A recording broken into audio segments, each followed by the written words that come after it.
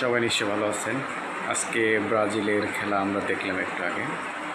Brazil যেইভাবে খেলতেছিল ভালো খেলছে।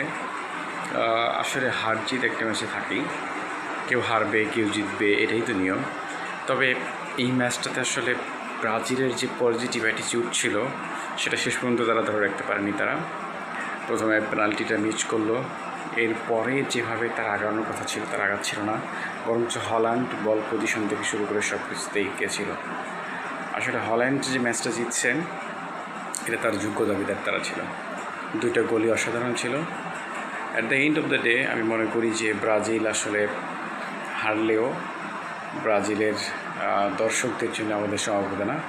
নিশ্চয়ই ব্রাজিল পরের বিশ্বকাপে ভালো করবে এবং এই ব্রাজিল সামনের দিকে এগিয়ে যাবে। আমাদের বাংলাদেশের যে সমর্থক আছে তারা আসলে একে অপরের মধ্যে মারামারি না করে, হানাহানি না করে, খুনাখুনি না করে, যুদ্ধ না করে ফুটবলকে ফুটবল খেলা হিসেবে নেওয়া। যারা ভালো খেলবে যেদিন তারাই সেদিনে জিতবে, এভাবে বিবেচনা করা।